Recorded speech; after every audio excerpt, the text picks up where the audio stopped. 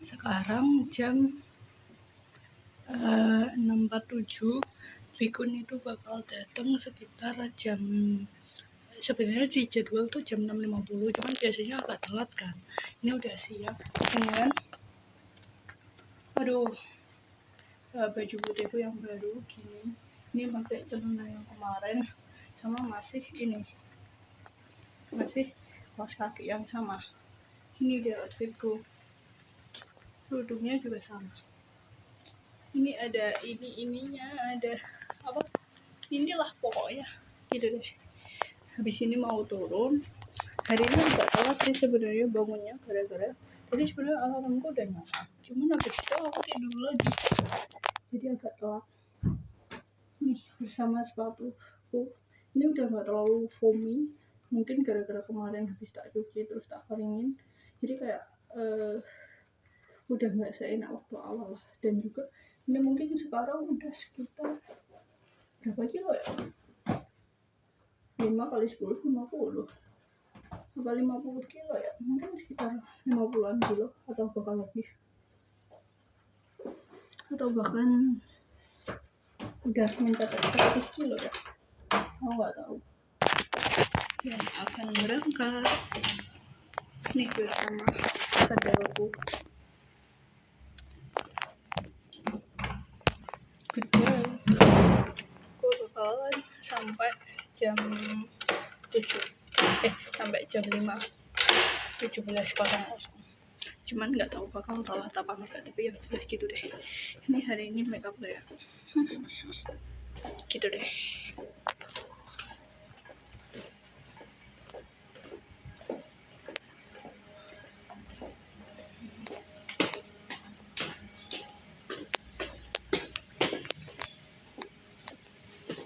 Oh ya, berasku beneran habis, beneran nol.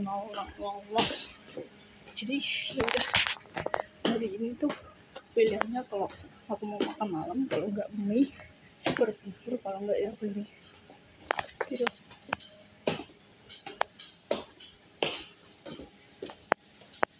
Mahasiswa Universitas Indonesia bersama melawan ancaman narkoba.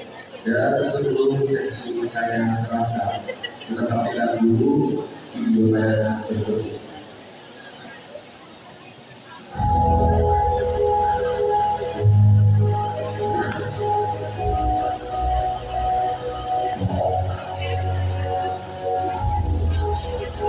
Ada satu hal yang menentukan sebuah bangsa, bukan kekayaan alam, bukan kecanggihan teknologi. Iya itu. Hari ini, lingkungan generasi muda memulai perjalanan baru, perjalanan untuk belajar, berkarya, berinovasi, dan mempersiapkan diri menjadi pemimpin masa depan Indonesia. Di balik setiap langkah ada cita-cita, di balik setiap mimpi ada tanggung jawab. Apa sih AI semua, padahal menurutku masih bagusan biasa tau. Padahal video kayak gini seharusnya enggak sih. Indonesia, Dr. Natali Sastro SAG MSc. Untuk itu kami persilakan langsung kepada moderator untuk mengawali sesi kuliah dan ketawa Republik Indonesia. Baik, terima kasih. Assalamualaikum warahmatullahi wabarakatuh. Saya mulai dari benua Asia, Amerika Latin, Eropa, dan termasuk juga benua Amerika. Tepuk tangan luar biasa. Saya akan bagian siapapun ya. 14 tahun tugasnya wajib lewat dari undang-undang.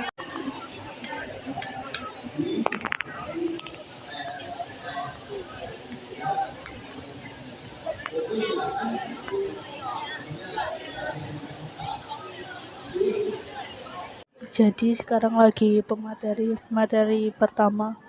Ini dari BNN. Gila, ngantuk banget. Mana nggak terlalu jelas gitu dia ngomong apa. Public speakingnya jujur lebih enak ibunya yang kemarin, yang ibu tambang kemarin. Sekarang ngantuk banget. Masih coba cari posisi.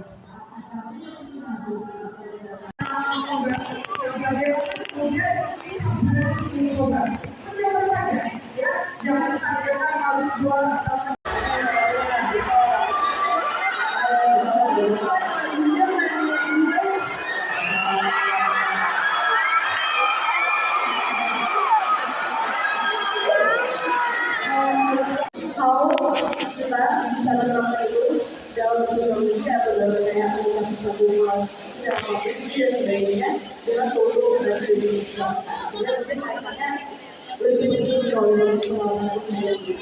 Dan akhirnya di sini untuk menjadi langkah, mungkin di sini aku mau foto ini kali untuk teman-teman yang mau discuss about anything, nanya-nanya apapun itu tentang kalian about itu gimana, atau kalian punya filosofi yang lain, boleh banget. Ada yang mau nanya? Ayo buat bertanya, ayo pokoknya ini cara Pak Fatima dalam membagi tugas sebagai PUI dan tugas sebagai anak kedokteran. Nah, karena itu kan susah sekali kan untuk membaginya.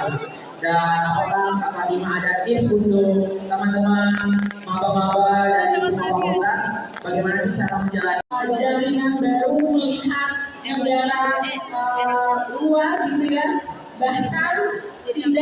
bahkan mendapatkan beasiswa dan atau gender yang berakibat atau dapat berakibat pada penderitaan psikis dan atau fisik, termasuk yang mengganggu fungsi reproduksi seseorang dan hilang kesempatan melaksanakan pendidikan dan atau pekerjaan dengan aman dan optimal.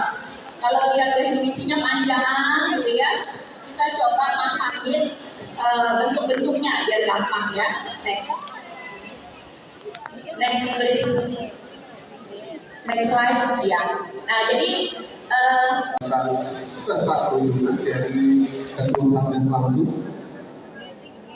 Kini kita akan masuk ke masalah layanan disabilitas di kampus Universitas Indonesia dan akan disampaikan langsung oleh salah satu guru besar di Fakultas Ilmu Pengetahuan Budaya Universitas Indonesia, Ibu Profesor Dr. Multania Mayanti Tawang CSS MSI DEA. Kepada Prof. Nia kami persilakan. semuanya. Mari kita mulai dengan awal dulu. Yang akan bicara mengenai Universitas Indonesia sebagai kampus inklusif. Saya dari Fakultas Ilmu Pengetahuan Budaya dan juga penulis keduanya adalah Dari Program Studi Ilmu Kesejahteraan Sosial Fakultas Ilmu Sosial dan Ekonomi Universitas Indonesia. Teman-teman dan sesi kajian umum bersama Romak dengan moderator Kak Laura Keisha Mutiara.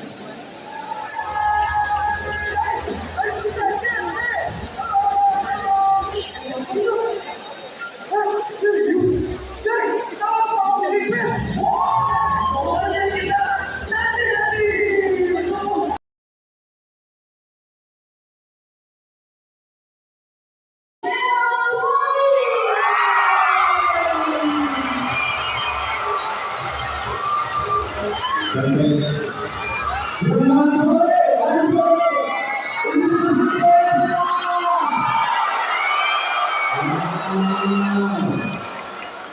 kan saya 2 tahun lalu aku berdiri di sini juga di acara ospek juga, tapi aku jadi moderator. Akhirnya aku jadi guest star. mungkin selanjutnya aku bisa jadi Bang Jerome ya. Dulu semuanya bisa, ada kesempatan di situ. Benar dong. Oke, mungkin kita boleh duduk-duduk kali ya Bang ya. Aku di Sebelah sini. Di sini. Iya. Kamu lagi ke kanan. Keberanian untuk memulai sesuatu itu yang paling penting. Dan itu yang paling krusial karena banyak orang yang akhirnya tidak memulai. Gitu. Karena banyak mikir takut gagal, takut dikatain orang, takut apa ya diejek teman-teman, gitu, ya kan? Nah itu jadi fase untuk berani mulai itu yang paling menurut aku krusial dan penting dan itu yang paling susah. Diri sendiri, sendiri. Betul. Jadi kalau tahu dengan apa orang sih. Kayak aku tidur, aku berangin, tapi aku masih lumayan sehat. Jadi aku kayak rasa, waktu itu ya ini agak sekarang masih belum sakit, bisa aja. Maka konsistensi atau motivasi itu akan muncul sendirinya. Karena dipaksa oleh tujuan yang kita punya. Karena kita mau, maka konsistensi itu ada. Akan susah ketika kita nggak tahu dulu apa yang kita mau. Menurut aku nggak ada yang belajar, nggak akan ada yang belajar sekeras itu. Jadi menurut aku konsistensi dan motivasi itu muncul dengan sendirinya ketika kita punya goal yang ingin kita capai. Nah, berarti soalnya sendiri itu loh, ya. Tahu. Intinya, Limanya besar ya. Oh, bisa. ya pokoknya Apa ya kalau kita dari batu ke air kayak gini.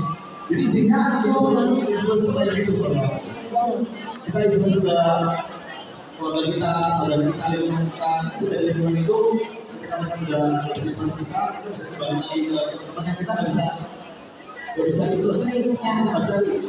Dan dari situ nyebar lagi dan sekarang apalagi dari sosial media itu sangat bisa dilakukan oleh siapapun. Jadi kita bersuara, kita punya sosial media, ya jangan pernah merasa oh aku gak berdampak. Karena apapun yang kita lakukan itu pasti punya dampaknya. Betul. Nanti juga orang itu. Oke, jadi menurut Bang Jeremy sendiri berarti artinya dari agent of change itu sebenarnya bisa beda-beda ya Bang? Yes.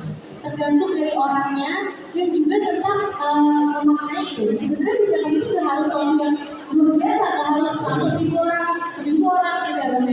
Yang penting kita udah bisa berdampak kepada orang sekitar kita dan menurutku juga dari Bang Jeremy seperti bilang gitu ya. Atau benar-benar mendalami satu bidang aja ya. Fun fact tadi sebelum kesini, tadi gue nanya, Bang, menurut Bang Jero, pilih jadi generalis atau spesialis? Persis sebenarnya. Oke, thank you.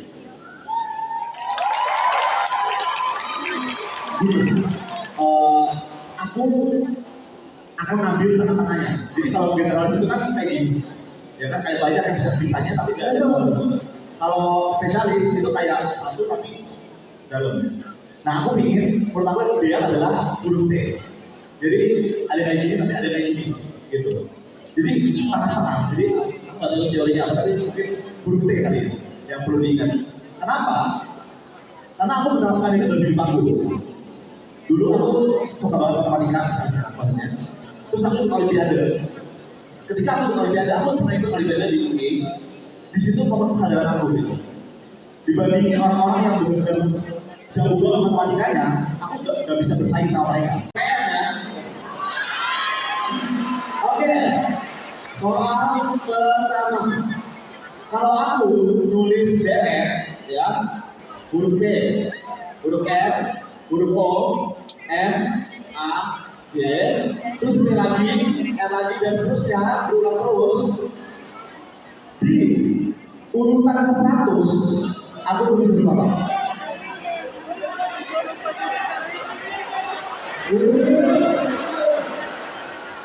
Kalau kalian tahu ganti dari Bapak Teknik, jadi Bang Yadi. Jadi sebenarnya belajar ada PRO, MAG atau 60. Jadi tinggal 100 dibagi 6 aja, sisa 4 nanti untuk Bapak atau untuk M.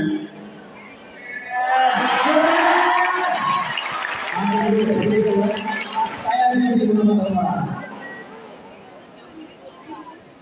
Anggota nggak boleh segede pertama kali. Iya, mantap. Boleh dong. Wah, urutan dulu. Wow.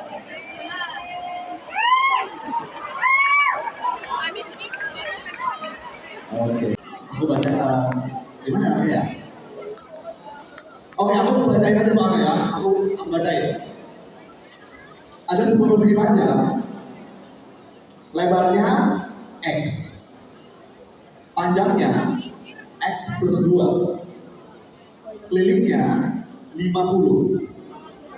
Berapakah luasnya? Oke, anak-anak ini. Oke,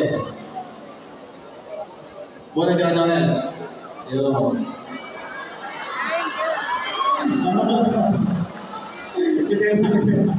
Penonton kecewa. Oke, sambil diajari. Nanti yang ajarnya bagus bisa jadi mata banget. Oke semuanya, pertama-tama pagi tadi. Maka saya bersama kalian dari teknik metalurgi dan material.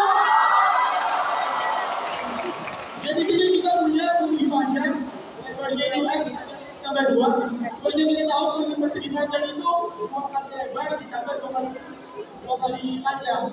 Jadi di sini luas persegi panjang itu kita tinggal dikalikan dengan X ditambah 2 dikali dengan X tambah 2 yang keliling X tambah 2 ini hasilnya menghasilkan 2x ditambah, ini kita kali lagi 2x ditambah 4. Nah di sini udah ada 2x-nya, ini kita sama dengan 50 sama dengan 4x ditambah 4 sama dengan 50. Nah di sini tinggal kita 4-nya kita keluarkan.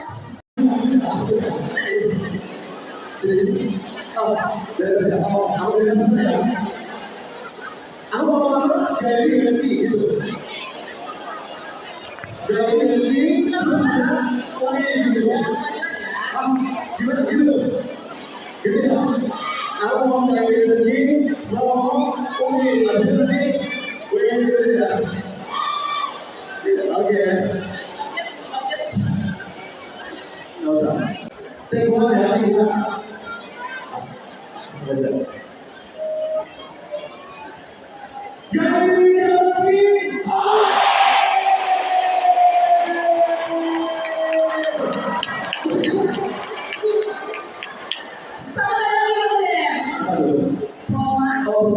Jadi ini desainnya di bagian atas dan gini kan. Nah di sini tuh bisa berjalan, ini nggak nyampe nih, orang jalan tuh di sini.